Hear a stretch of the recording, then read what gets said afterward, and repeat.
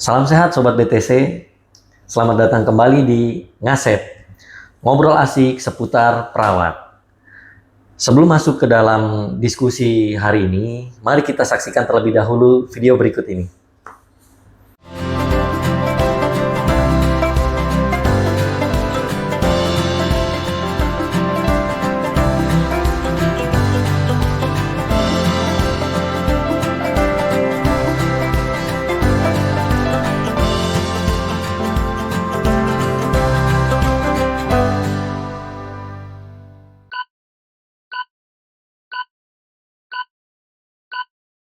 Oke, tadi sudah menyaksikan ya Sobat BTC ya. Jangan lupa untuk Sobat BTC komen, like, and subscribe supaya Sobat-Sobat BTC bisa mendapatkan video-video terupdate dari Brilliant Training and Consulting.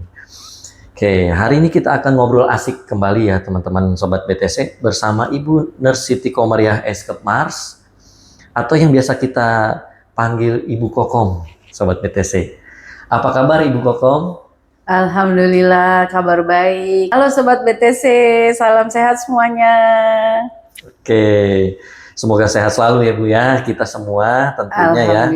Alhamdulillah. Nah, baik, tema obrolan kita hari ini adalah preceptorship model sebagai pilar peningkatan kompetensi sumber daya manusia keperawatan. Dan permasalahan yang dihadapi adalah sejauh apa sih efektivitas preceptorship dalam melakukan bimbingan klinik terhadap mahasiswa ataupun karyawan baru. Sebagaimana yang Sobat BTC tahu, pastinya di beberapa instansi itu ada mahasiswa yang magang atau praktik, dan juga ada mahasiswa-mahasiswa yang setelah lulus mereka diterima pekerjaan baru di rumah sakit tertentu. Jadi mereka belum berpengalaman dan belum tahu nih. Kita akan ngulik ya, kita akan ngobrol asik juga dengan Ibu Kokom ya hari ini tentunya terkait model pilar preceptorship ini ya. Di sini ada beberapa pertanyaan tentunya yang ingin saya tanyakan kepada beliau. Jadi di sini ada 4 pertanyaan Ibu yang ingin saya tanyakan kepada Ibu terkait model preceptorship ini Bu. Banyak sekali hal-hal yang ingin kita obrolkan secara asik ya Bu ya dengan sobat-sobat BTC dimanapun berada tentunya. Yang pertama yang ingin saya tanyakan, apa itu preceptorship dan apa perannya dalam meningkatkan kompetensi sumber daya manusia keperawatan? Ya, ya terima kasih Mas Yogi.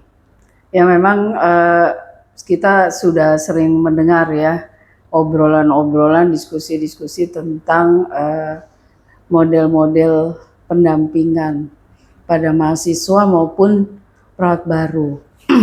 Ada banyak beberapa model, tetapi yang paling efektif menurut hasil studi memang preceptorship.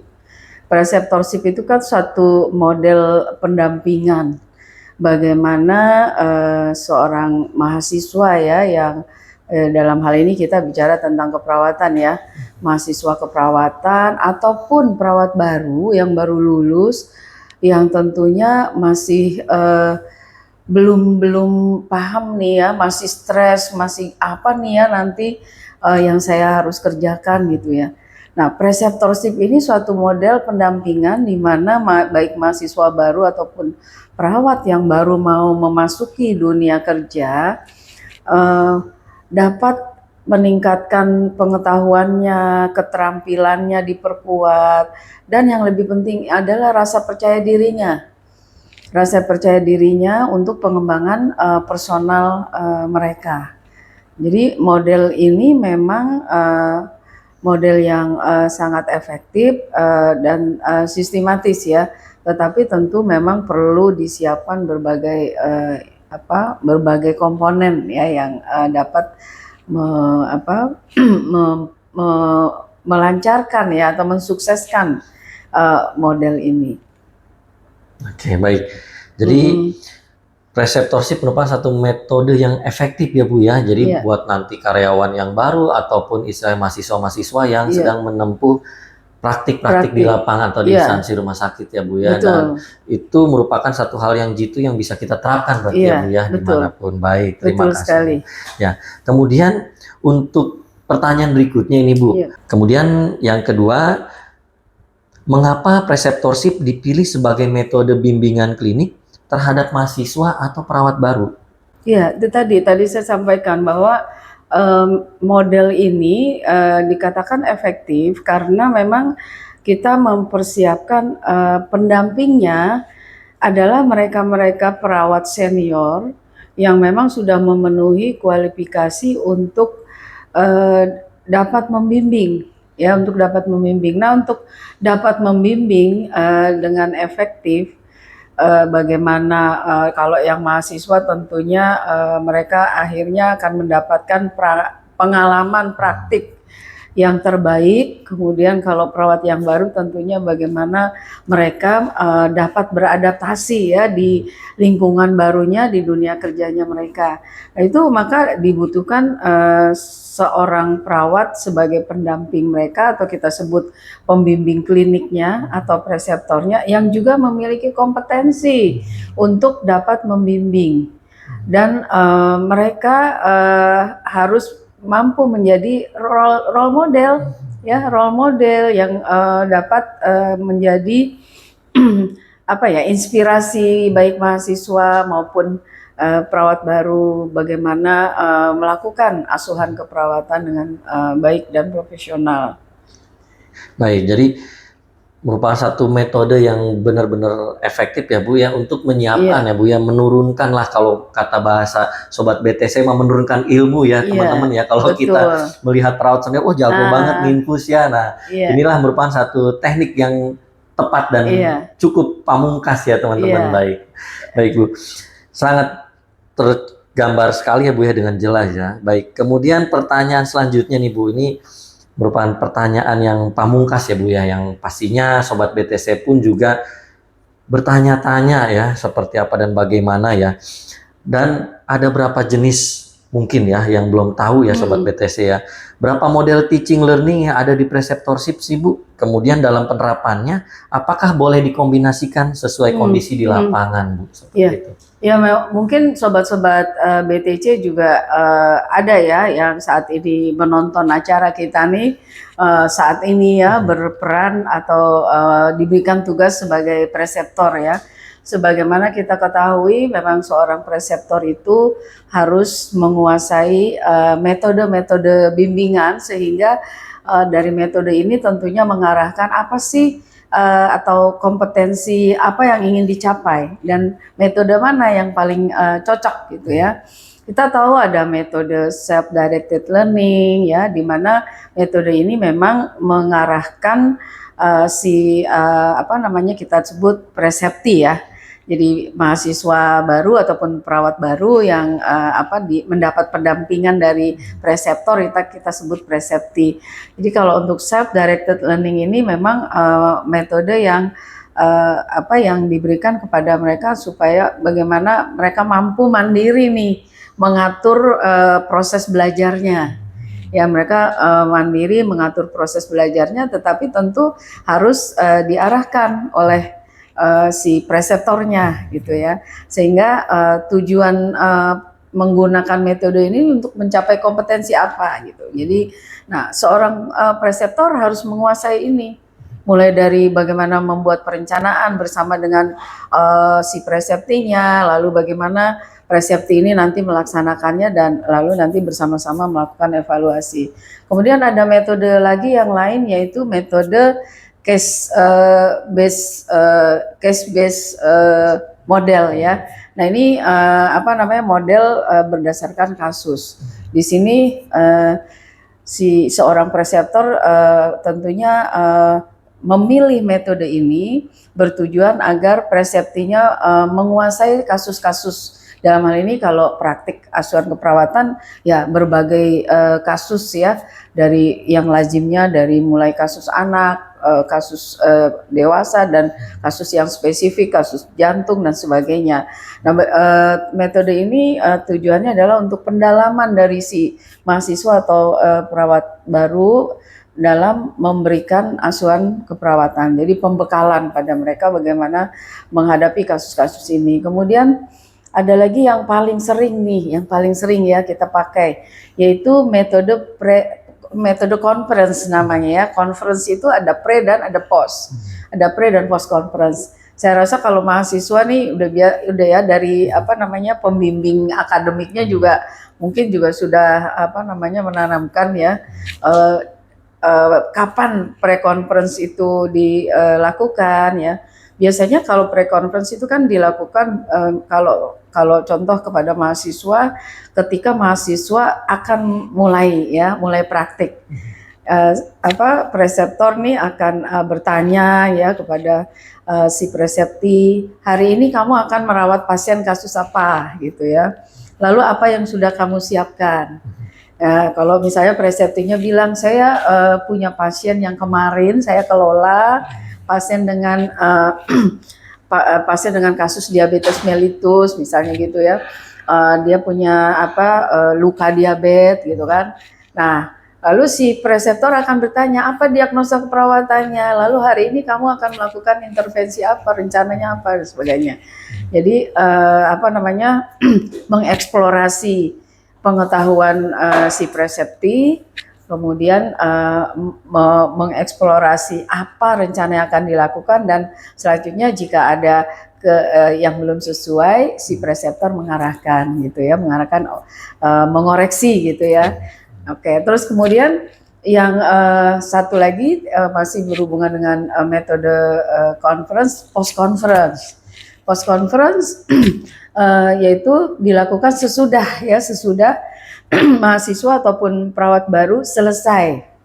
Kalau mahasiswa mungkin sesudah mereka selesai melakukan praktik di hari itu, kalau perawat baru ya sesudah mereka selesai dalam satu shift dinas, misalnya dinas pagi, ketemu lagi nih dengan preseptornya, lalu ditanya bagaimana pengalaman tadi gitu ya.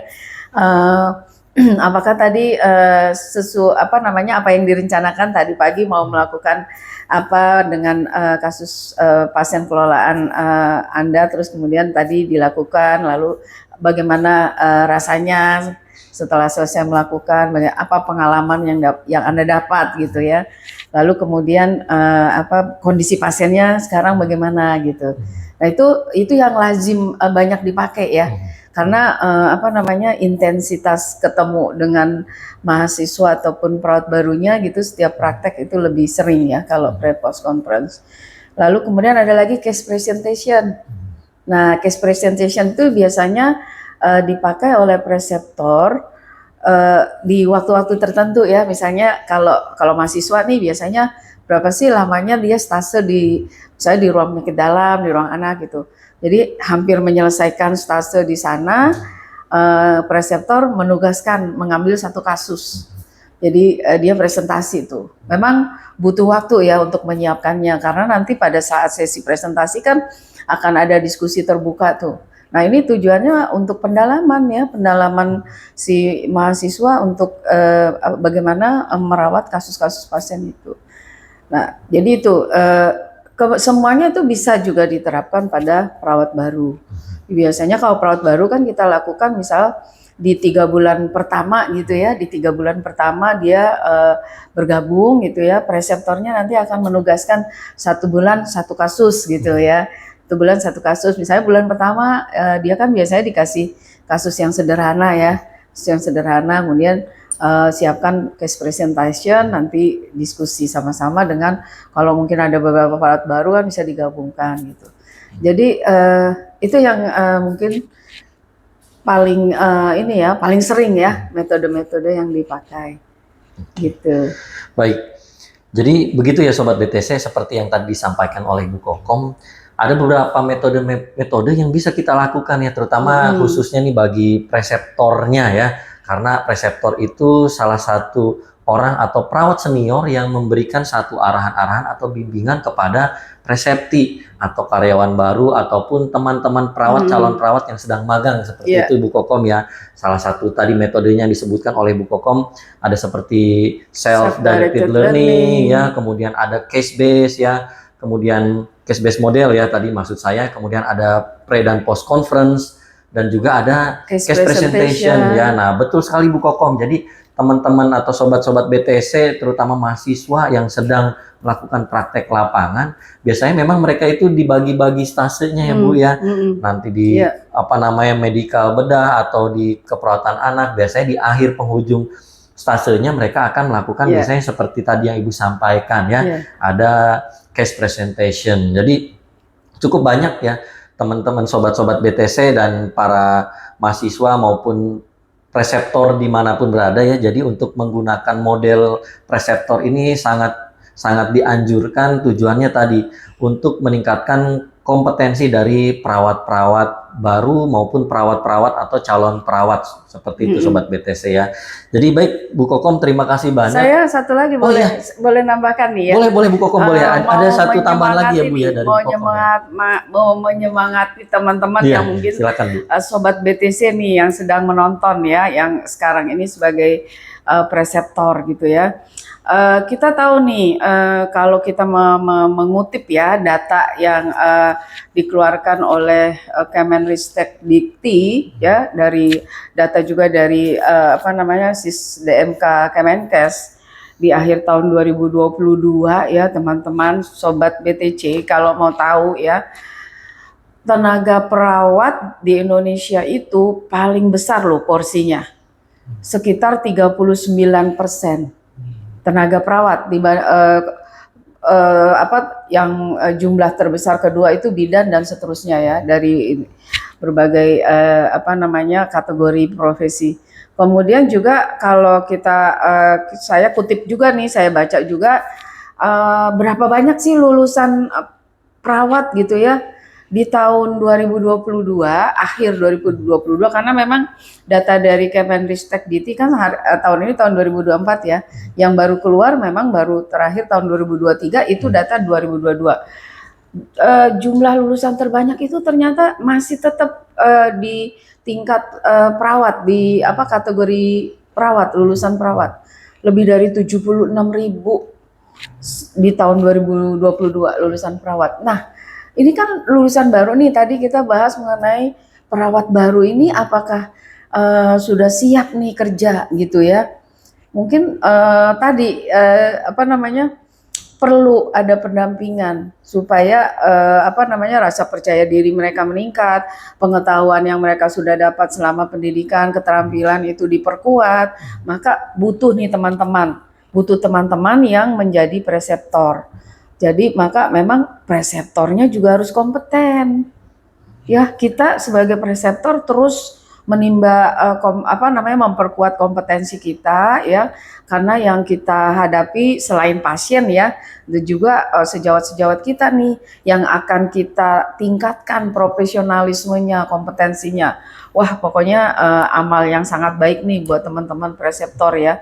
Nah, untuk itu memang teman-teman kalau di luar negeri tuh ya, di Indonesia juga ada sebetulnya ya, dicantumkan tuh di Permenkes 40 2017 ya, kualifikasi seorang preseptor itu Mas Yogi.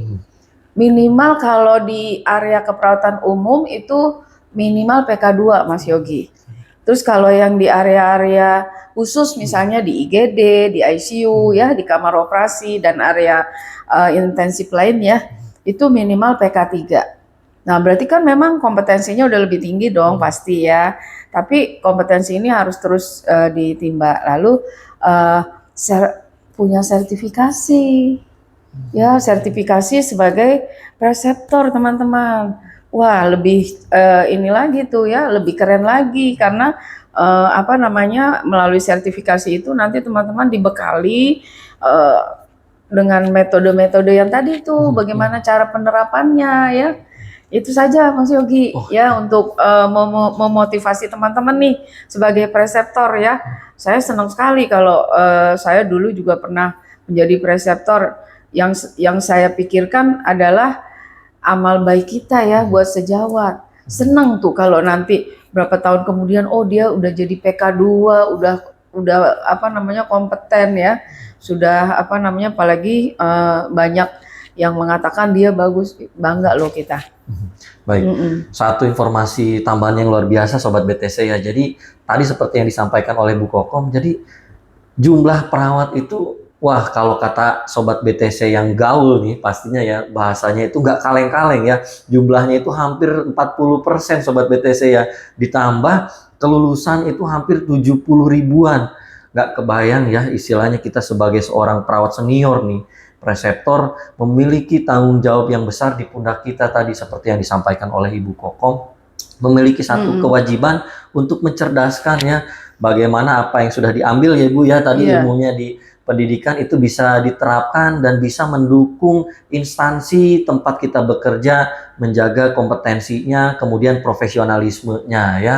Dan yang paling penting Sobat BTC, seperti yang tadi disampaikan oleh Ibu Kokom, tadi ada beberapa level yang harus dimiliki oleh seorang perawat sebagai preseptor ya.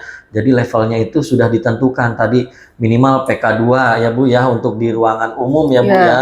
Kemudian yang di ruangan-ruangan khusus PK3 ya. Nah, itu tidak boleh asal ya Bu ya. Berarti tidak boleh asal ditunjuk istilahnya karena pengalaman lama tapi secara PK-nya belum sesuai karena tadi ya Bu yang Ibu sebutkan ada di PMK 40 tahun 2017 ya Bu ya terkait Iya, itu sudah tercantum ya. tuh. Sudah tercantum ya. Jadi istilahnya bukan hanya lamanya saja, apakah preseptor juga memiliki level yang mumpuni ya Bu ya.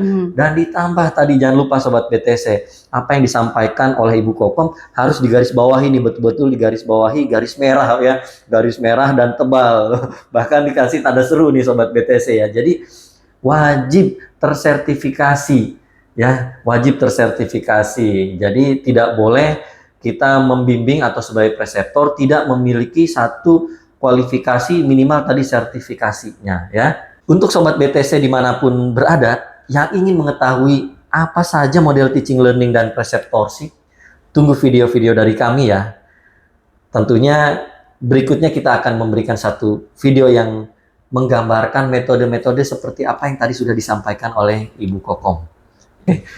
Nanti kita akan saksikan kembali Sobat BTC untuk obrolan-obrolan asik berikutnya ya. Jangan lupa komen, subscribe juga, dan like ya teman-teman. Sampai ketemu di kesempatan berikutnya. Bye-bye Sobat BTC. Sobat BTC. Terima kasih.